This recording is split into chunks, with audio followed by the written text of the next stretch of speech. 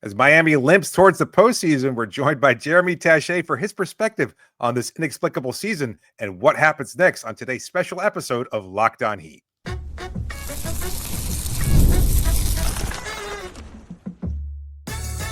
You are Locked On Heat, your daily Miami Heat podcast, part of the Locked On Podcast Network, your team every day. All right, welcome to Locked On Heat, your daily podcast on the Miami Heat, whether you're tuning in on YouTube or your favorite podcast app. Thanks for making Locked On Heat your first listen every day. I'm Wes Goldberg here with David Ramil. Both of us are credentialed Heat media members who cover this team every day, and we are so excited today to be joined by Jeremy Taché. You know him, of course, as the Heat sideline reporter for FanDuel Sports Network, the Batard Show with Stugotz, one of our favorite guests here, and someone who knows a thing or two about making music. Jeremy, how's it going? It's great. I love that intro. Thanks. I couldn't be happier to be here. My spirits are high. Oh. It's a great time, to be covering sports in South Florida. Am I right? Yeah. NFL free agency is going great for the Dolphins so far. Just a total home run. The Dolphins are playing. The Heat are playing great. Nothing but high hopes for the Marlins. Right? They played recently. The Heat.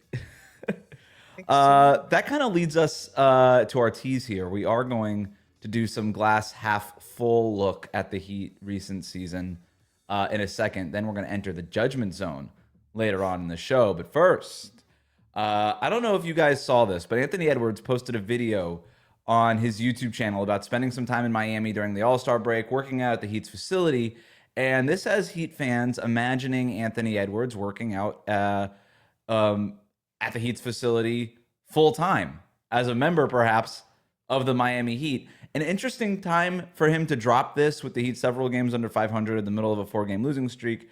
But Jeremy, what do you think of Anthony Edwards? Why do you think he wanted to work out at the Heat's facility? And then why post it now? Do you believe that, like some fans, that this is a hint that he'd be open to playing for the Heat one day and that this was sort of maybe a test drive of him working out at the facility? Yeah, I don't know that you need to look at it as any type of hint. Like, I think it would be obvious that he would be open to playing alongside Bam Adebayo and playing for Eric Spoelstra. Like, he has not shied away from talking about the types of relationships that he has with those guys. So this didn't sort of trigger anything new for me in that respect, outside of knowing, like, oh, okay, and he's comfortable working out in the facility. Oh, and he likes to spend time in Miami. So those are a couple of other things you could add to the mix. I don't know if this is sort of like dropping hints of, ooh, I want to be here or anything like that. I don't think players really need to do that anymore. They can kind of just make it obvious where they want to go, as we've seen in the last couple of years. You don't need to, drop things like working out in a particular gym. But if you do want to read into it in a positive way, this is a place where he wants to spend his time. I can't imagine that there are no conversations happening between Anthony Edwards and someone around the Heat, whether it's Bam, whether it's Spo, whether it's someone letting him in the building. Like, these things get coordinated and these conversations happen. So it's never a bad thing when you have a star hanging around your facility, but I wouldn't quite view this YouTube video as like the moment that now we know he's orchestrating his way to Miami. David, that said, if you're a Timberwolves fan, you don't feel awesome about this, right? Do you? I don't know that I care. I think Jeremy's point's a good one. Like, honestly, I'm not reading anything into it. You know who else worked out at the Heat's practice facility? Jimmy Butler. Like, he was there working out and taking shots and kicking the soccer ball around and playing, card games and whatever else with his. We saw how that worked out. Yeah. And that relationship was pretty fractured. So I think you work out at the Heat practice facility because it's the Heat practice facility, not because you're like, oh, I'm trying to find out, because you're walking in there, and I got to be honest with you, it smells like a My Gym.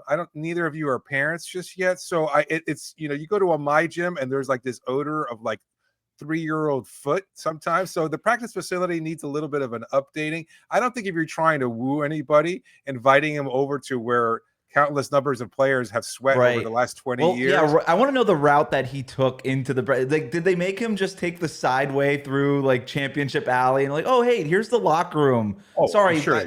we took a wrong turn. I just meant to go this way. Oh, weird. There's all the trophies. Interesting. All Right, these right. moments that have happened in our No, you franchise. Guys, I you told have you, those in polish Minnesota, those the right? next Oh, wait, you week. don't? Yeah. You remember Somebody's those, right? polishing them and accidentally. Yeah, I mean, yeah, I'm sure it would have been hilarious.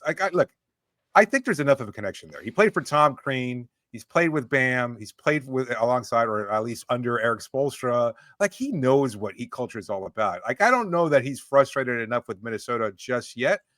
But given that there's the possibility that Julius Randle might totally mess things up for Minnesota when they make the playoffs, if they make the playoffs, and if he wants to look, for a good team to join, and he sees the stability in Miami, he sees the South Beach lifestyle, whatever. Yeah, I could see the connection there. Maybe I could see some frustration from Heat fans, but this is a lot of what a lot of small market fans do. It's like, don't come and steal our players. Can't you big markets leave our guys alone? We drafted him, he's ours, etc. No.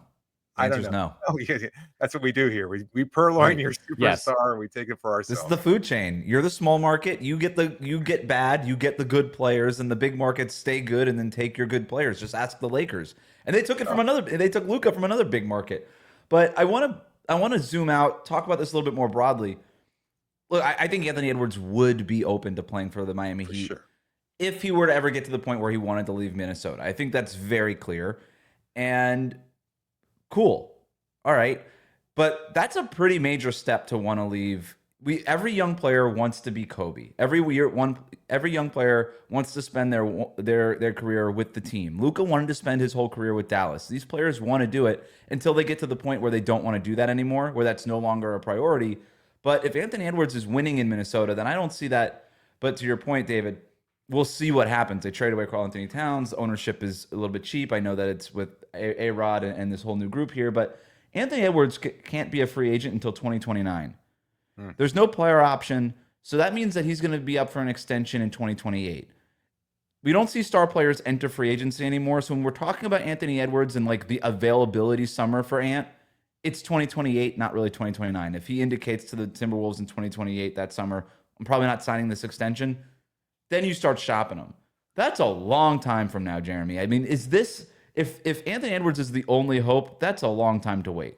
That is a long time to wait. I can think of someone who might be a nice filler in between, and Kevin Durant, that works out in terms of what that would look like to sign a 2-year contract extension and then have flexibility at the time in which Anthony Edwards would be demanding out. And just so happens to be Anthony Edwards' idol. Right. Who would sort of set the stage and maybe could play one more season, and it could all sort of work out that way. Kevin Durant could be the Dwayne Wade to Anthony Edwards, Jimmy Butler. Theoretically. Now, we're still a long ways away from that because the Heat just sort of tried to acquire Kevin Durant at the deadline, and that didn't happen. And how many times have we had the Kevin Durant conversation down here? 5. At the same, 5 to be exact. That's how many times. God, that's terrible. That being said, like I don't think anyone in or around the NBA would be surprised if Kevin Durant was on the Heat next season. Like, I don't think anyone would be surprised at all. And in terms of timing, that is the perfect way to stay relevant, stay competitive, set an example for what it could look like around an Anthony Edwards entering his prime, as opposed to a Kevin Durant ending his prime, looking at Tyler Hero and Bam Adebayo as complementary pieces to that, A1 superstar level scorer. Look, I think that if you're looking at what like the dream scenario is for Miami over the next 3 or 4 seasons, that's what you're talking about. It's acquiring Kevin Durant this offseason in some capacity, keeping enough of your core together, including Bam and Tyler, and being able to then turn that spot of your roster into Anthony Edwards a couple of years down the line. And is this YouTube video the start? Maybe it is. Maybe that's where the future documentary begins, is that practice that we didn't know that Bam was actually in the building with them because they kept him off camera. And you know what I mean? Like, there's this stuff that you could build aura around later. But for the time being, it's more about the fact that like he's a clear cut, like this place makes sense for Anthony Edwards. You mentioned the Tom Crean connection of Dwayne Wade and Jimmy Butler and those types of competitors and guys built by Crean. A two-way player we've all sort of had the pie in the sky, and maybe it happens. Maybe the Goran connection brings in Luka down the line and he doesn't re-sign with the Lakers. But that's such an emotional roller coaster you've been on of, oh man, the Mavs are not all that competitive and they brought in Kyrie and who knows, maybe you go get Luka in a few years, to now they're in the finals. There's no way you can get Luka. So now he's on the Lakers. There's no way you can get, like, it's a roller coaster where Anthony Edwards, it's pretty cut and dry. You have a team that was really competitive when he was young that makes some drastic moves that don't necessarily look like they're for the better. You have upheaval in ownership in the first couple of years, instability, struggle in the next couple of years. That's the textbook moment to get a guy to demand to go, particularly to an organization like the Heat, if the stability remains what we would expect it to be over the next 5, 10, 15 years here. Are we looking at this from the wrong angle, though? Because I feel like there are enough people now kind of buzzing from the other side of the spectrum, which is here we are luring Kevin Durant and Anthony Edwards in back-to-back seasons. And what happens when Bam Adebayo starts to get frustrated, as he clearly is? Like, is there the possibility that Bam asks out? And I don't know what that would look like. I don't think it's – maybe I'm just too close to it. I can't see it. And I mean, everybody from 29 other fan bases probably say Bam shouldn't ask out. Bam should seek a trade, et cetera. The same way we're doing with Anthony Edwards. But like, is that a possibility? Because it feels like maybe he might get to that point also if he looks around the locker room and sees Tyler having reached his ceiling and not the inability to bring a superstar this offseason.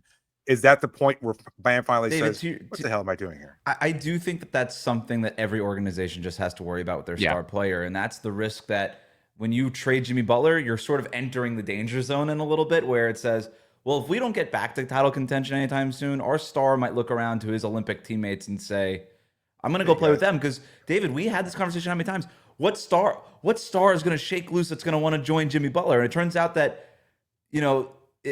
Jimmy Butler was the star that was going to shake loose, and you and I were kind of looking at that the whole time as a potential possibility, and here we are. But I do think that both Anthony Edwards and Bam Adebayo changing teams feels like it's a little far away at this point, but this video was a nice way. And I'll just say this, and we'll close it out on here.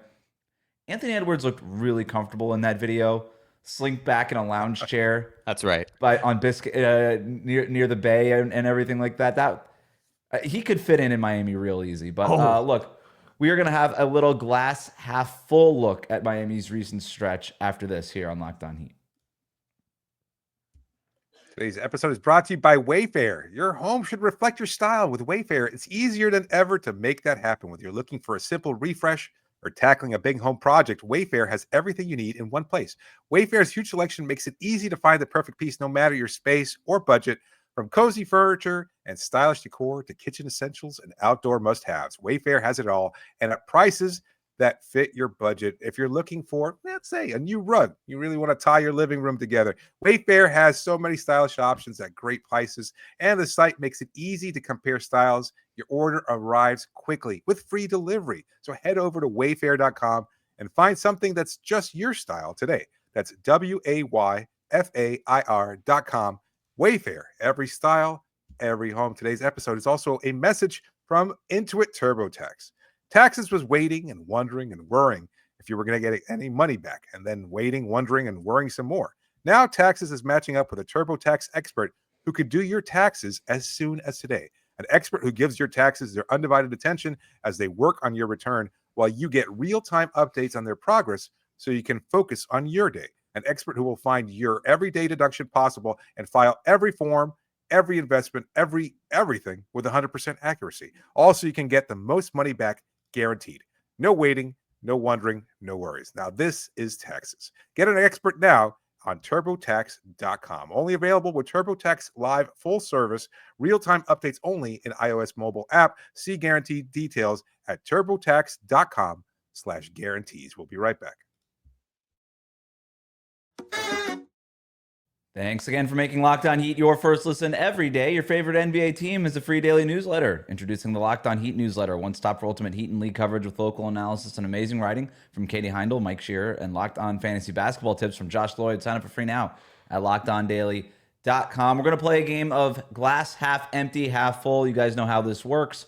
We're going to start with a glass half full look at Miami's recent struggles. We know 4-game losing streak, lost a bunch of their last whatever games, 7 games under 500, whatever it is, sliding down the Eastern standings. Not great, in other words. But we are going to try to take an optimistic view of this recent stretch. Jeremy, I can start unless you have something ready to go. Why don't you start and I'll see how, because I have something, but I think it might sort of be more complementary to the conversation than, the meat of the conversation. I want to start with Bam. He's been playing great. Over his last 10 games, 23 points on 56% shooting, 10 rebounds, 4 assists, shooting 37% on 3 3-point attempts per game.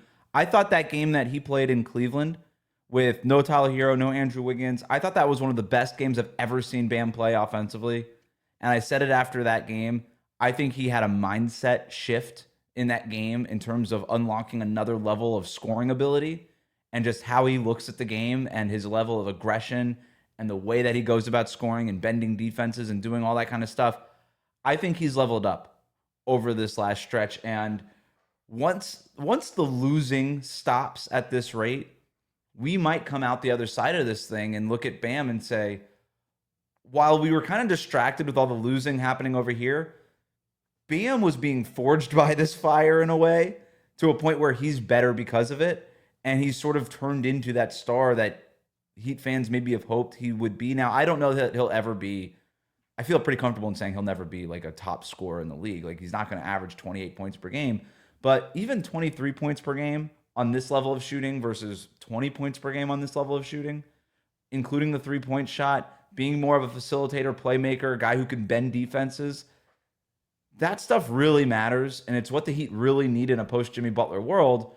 And so, yeah, I think Bam has kind of leveled up into being that bona fide, high-level number 2 guy on offense while also doing all the world-class things he's doing defensively. He's been great over this stretch.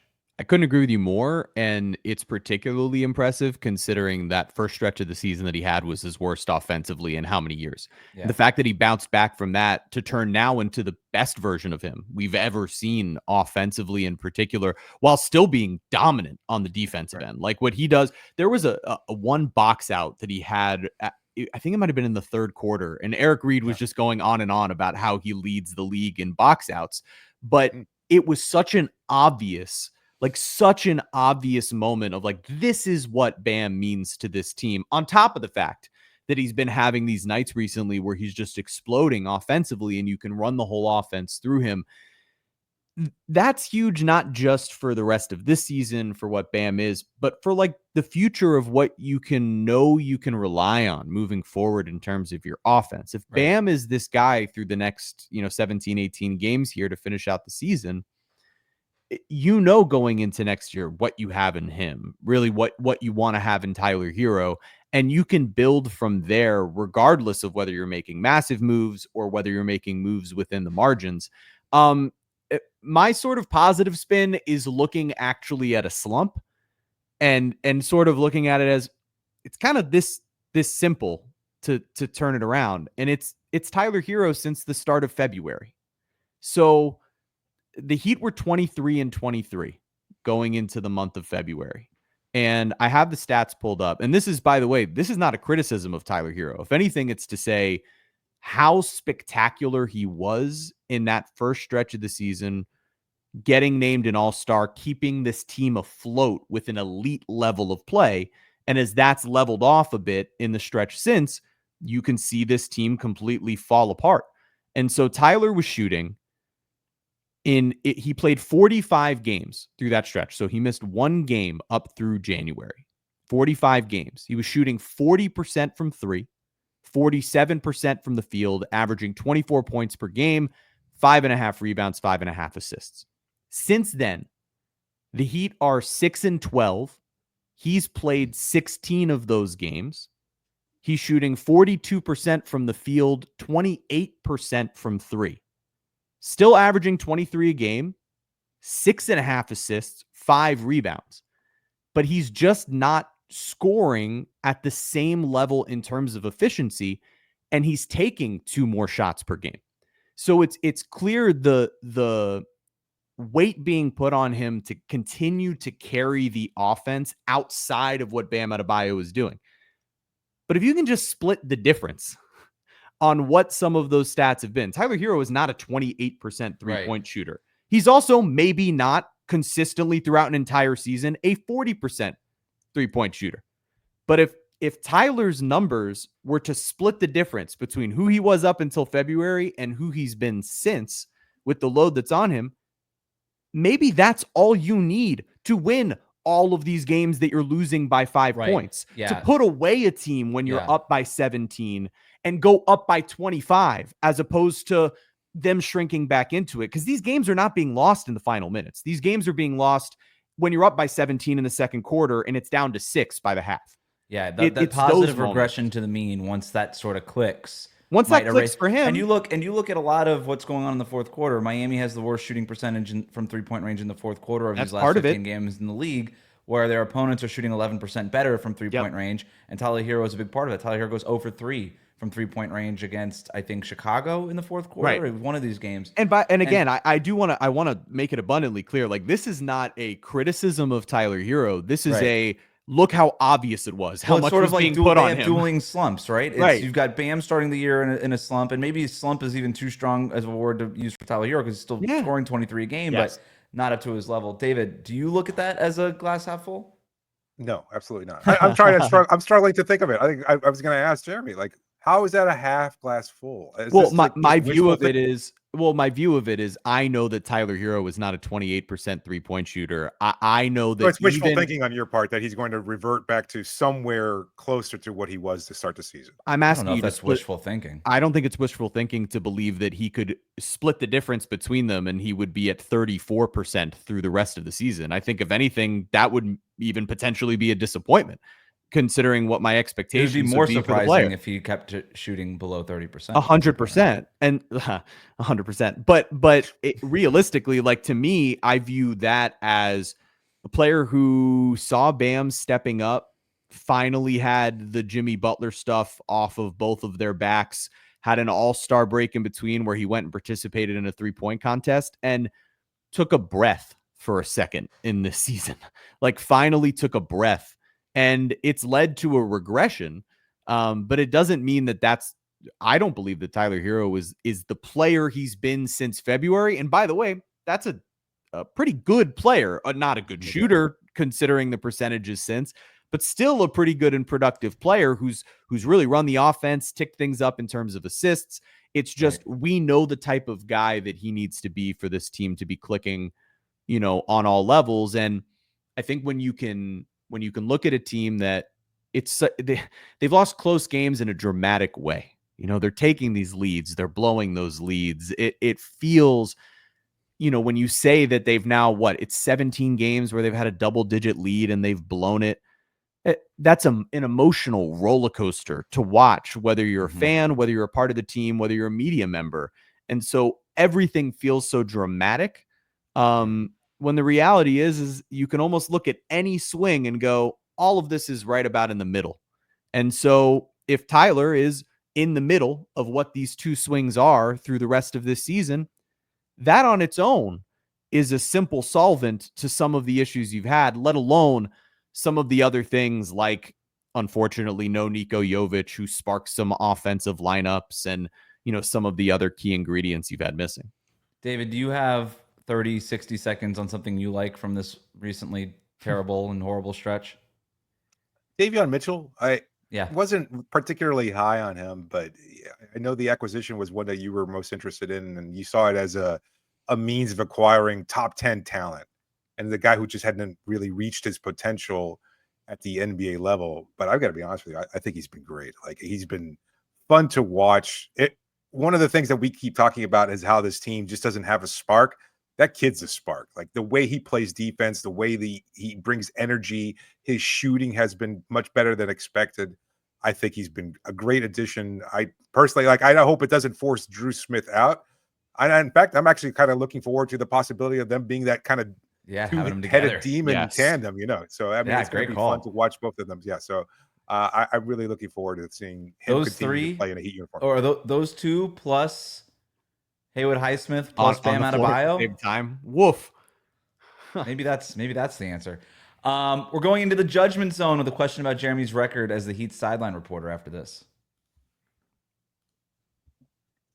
Today's episode is brought to you by Skims. When I found out that Skims was making underwear for men, I got to be honest with you, I was intrigued. I've heard so much about their quality from friends and families. I just had to give it a try. And let me tell you, it lives up to the hype.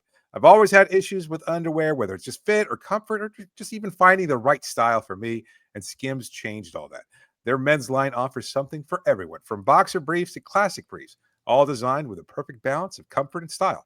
I tried the Skims boxer brief, and let me tell you, they're fantastic. They're perfect for your lifestyle. They move with me. They never lose their shape. They stay in place all day. They're just comfortable. And whether I'm working out or just running errands, they're the most comfortable and reliable underwear I've ever owned. Plus, the lightweight material feels amazing, almost like you're going commando wearing nothing at all. So shop Skims men's at skims.com/LockedOnNBA and Skims stores. Let them know we sent you. After you place your order, select podcast in the survey and select our show in the drop-down menu that follows. We'll be right back. Thanks again for making Locked On Heat your first listen every day. The best way to support the show, like and subscribe on YouTube. Follow us on your favorite podcast app. Jeremy, I know you take great pride in your record as the Heat sideline reporter. So we're going to go into the judgment zone here. And before I ask you the question, I'm going to take our listeners here behind the scenes. I know you're on the sideline before games because you wear a suit. And that's right. A pretty dead giveaway. So you wear the suit. I'm like, oh, Jeremy's doing sideline tonight. All right, very cool. And then during the pregame press conference, Eric Reed will almost always go up to you and be like, we need your luck tonight, Jeremy, or in some way, shape, or form say that. And then at that point, you will usually quote your record. I'm X That's and right. X this season. Mm-hmm. Do you know your record right now? I do. What I'm 5-2. That's pretty good. That's much better than what the Heat have been I without would you. not have guessed that. Would not have guessed that.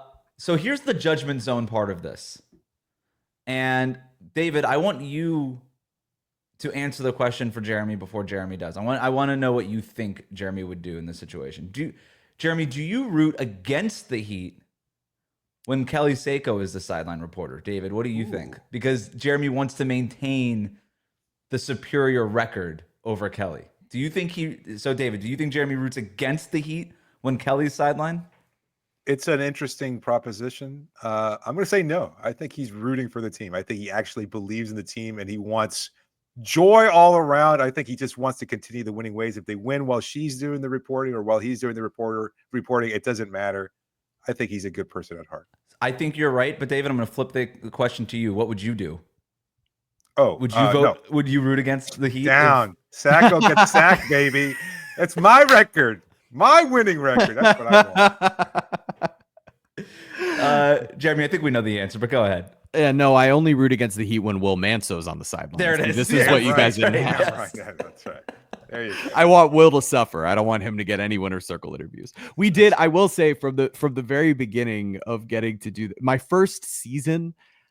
And it's kind of remained the case, even though it's not necessarily on purpose. But my first season in particular, man, I got a bunch of cupcakes. Like that first year, it was ironically, I remember it was the Hornets and it was the Hawks and it was all these teams that now have been disappointing losses. But there were all of these teams where I looked at the schedule and then I saw Manso, who had like the Warriors and the Lakers and all of these elite teams. And I was like, I feel like they're trying to get us reps. So they're giving us me and Kelly, the worst teams year one.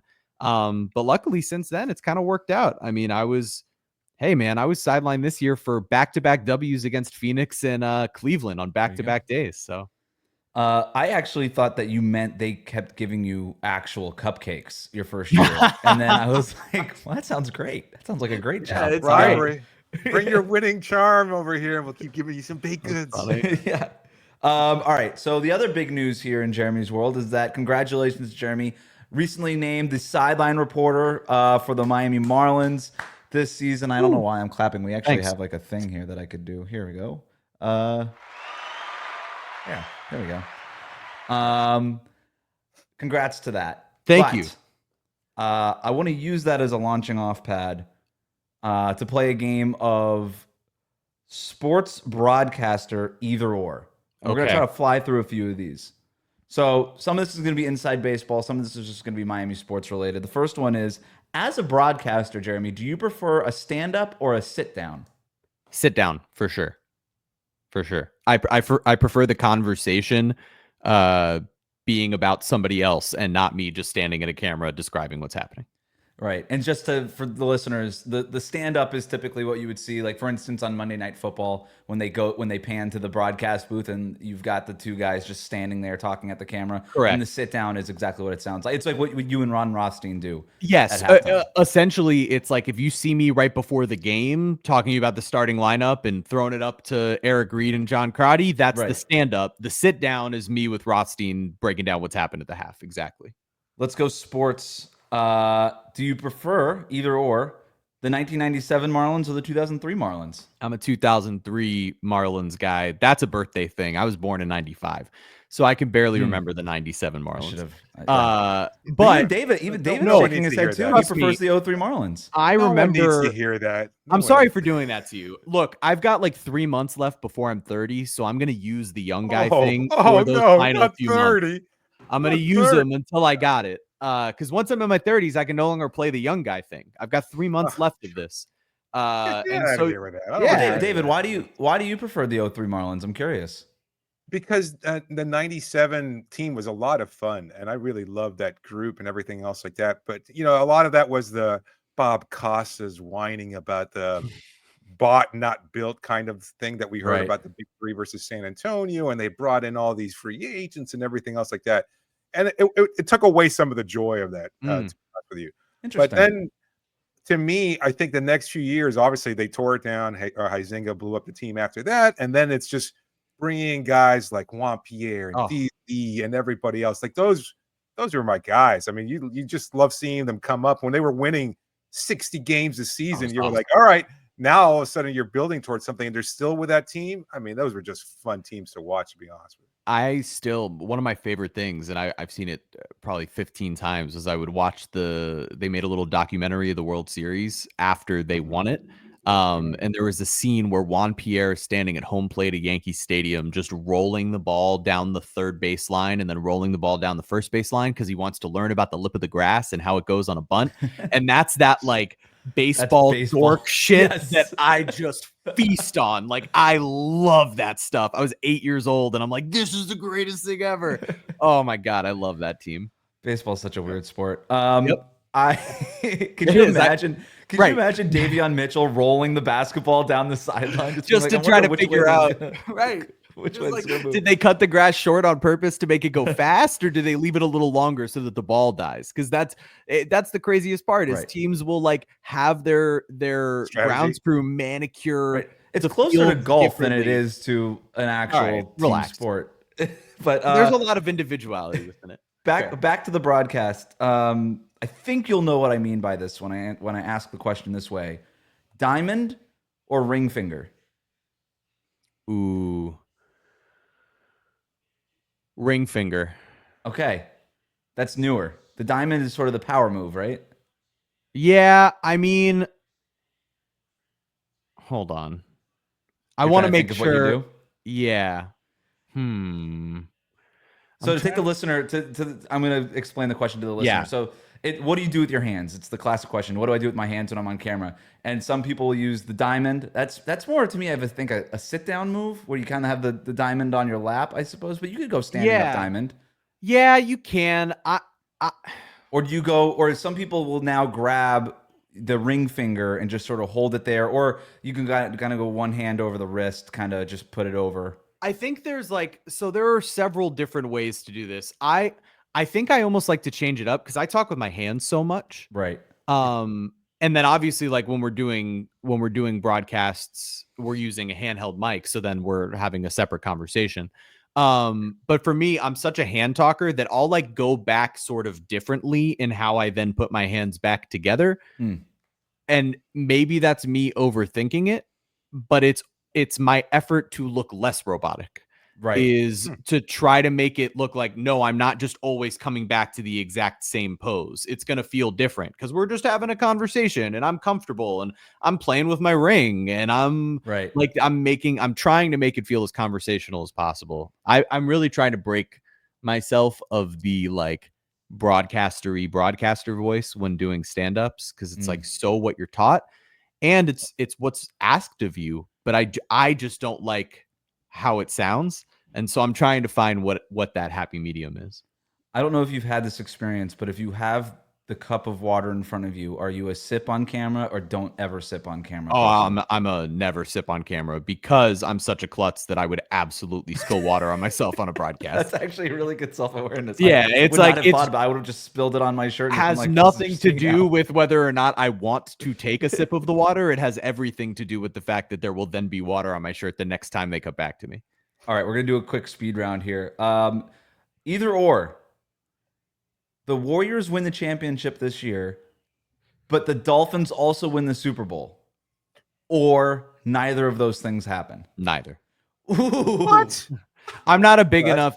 The Dolphins, this is the thing. The Dolphins have been so mediocre my whole life that I am so apathetic about them. I've grown to, it's like I almost feel about the Dolphins the way a lot of people describe the way they feel about the Marlins, which is like, show me you can do it. Well, for then let's more switch than it then. Season. The Warriors win the championship and the Marlins improbable run of to course, the World dude. Series. Yes, of Then course. you take that one. Yeah, because then I get a ring. Like, That's come true. on. That's What are we talking about? Can I change my answer before about what we would do with Skelly Sack? Barkley or Perkins? Oh. I mean, it's a pretty easy answer, I think. Barkley. What's your answer, David? I think it's Barkley. I think Barkley. it's Barkley. He's Barkley. He's the Emmy winner. Yeah. No, He's I mean, classic. always The best Barkley. of whatever that is. I think Barkley's amazing at his job. I think Barkley is amazing at what he does. People need to recognize that he's winning Emmys, not Pulitzers. It's about entertainment. It's not Dude about journalism. is absolutely, he's the best to ever do what it is that he's asked to do. Whatever that is. Yes. Yeah. I don't know what team he played for is that's not great. Like he does not watch the league very often though. Oh no, that's not the point. That again, it's not. He's not really there to give you basketball analysis in a real way. Emmys, not Pulitzers. 2006 championship or the 2012 championship? 2012. Ooh, yeah. I think I'm with you. Yeah. It 2006 was like, well, you were also 3 years old, so no. Look, 2006 got me really deeply entrenched in basketball, right? Like Dwayne Wade getting drafted was the first like Heat thing that I can have very clear memory of. Like I remember the teams before that a little bit, but the clear memory is Wade being drafted. That coincides with the exact same year, 2 months before the Marlins win the World Series. I'm 8 years old. That's all happening at the same time. And so the 06 championship was unbelievable. Like Shaq is in my brain, at that time, it's like, oh, he's one of the greatest players like that's ever lived. And now he's playing with my favorite player and we're winning a championship and this is super cool. But being in high school for the Big Three era and experiencing what it was like to watch all of that come together and like the pure joy and also like deep breath that came at the same time with that team winning, like you were living and dying by every shot in a totally different way. So to me, it's 12. David? Yeah. 2012. 12? Still, yeah, same. Okay. 100%. Knights or Citronauts? Citronauts. Yeah, that's an easy one. Big time Citronauts. Are you either or talk about or how does it feel? Ooh, how does it feel? Which is worse or which you go to? Yeah, right. They're both not great. I struggle. This is like, if we really want to go inside baseball, I struggle with this because I always want to know what people's emotions are more so than like give me the analysis. You know what I mean? And in these post-game interviews, I really try to find the balance between the two, and I'll often use the winner circle out on the court as more of a emotional one versus then asking whoever I get by the locker room a little bit more about, hey, there was this run in the third quarter or whatever. But there's only so many ways to quickly ask for someone's emotions. And so I'll find myself going back and watching kind of tape and being like, God, how many times are you going to fucking ask? What does it feel like when you get into one of those grooves? Because I just hate it. And I wish there was another way that I could find to get that out of someone without just saying, hey, talk about what it felt like. Last thing, and then we're going to get you out of here. And we very much appreciate the time. Sorry for the F-bomb. No, it's okay. Either or, what's better? When a player or coach calls you by your name or when she said yes? Oh, hesitation, but when she said yes. But I had to think about it. I had to think about it. You could have given us such a good walk off there. My wife. No, I'll tell you this. Here's the story that I'll tell you is that the first time that I told my now wife that I loved her, she thought I was talking to at LeBron James through my phone. Because it was after a Heat Pacers game. Was she wrong? She was wrong. It was about her, but it was just the pure joy that I was feeling after an amazing LeBron performance against the Pacers in the semifinals. Just I guess loosened the grips of me keeping the fact that I loved her to myself. So the first time the endorphins are flowing. But then, however many years later, we were at Family Fest, which is coming up in a couple of weeks here for the Heat. We were at Family Fest a couple of years ago. And Gabe Vincent walked up to me and was like, hey, what's up, Jeremy? How you doing, man? And introduced himself to my wife and was like, hey, I'm Gabe. And I was like, well, that's it. Like, that's the coolest feeling I've ever had in my life. And my wife saw it. She was in my face. She was like, this is the happiest you've ever been. And I was like, yep, and you proposed right there. I re-proposed. We were already engaged. I re-proposed. I feel like, can we just take that other one back and this is going to be our story. Bottle that feeling up? Yeah. It's a good question. Are you sorry to see Gabe Vincent go just for that memory? Dude, it's not surprising at all that Gabe was the guy too. He was the best. Right. The three guys who at that event, like out of their way, because it was like, with all those guys, you make eye contact, there's a head nod. It's one thing. It's another thing when it's like, oh, hey, let's meet in the middle of where we are and say hello. And the three guys that did at that event in my first year were Gabe, Max, and Caleb. Now they're all gone. So, and look what happened. Yep. Look what happened, Miami Heat. Doesn't matter. Jeremy Taché is still 5-2 when he's doing sidelines. Put him on the sidelines more. He's going to be on the sidelines more. Obviously, he's been doing it for the Marlins. You can find him on FanDuel Sports Network, the Dan Le Batard Show with Stugotz. One of our favorite guests here, Jeremy. Thanks for the time, man. Thanks for having me, guys.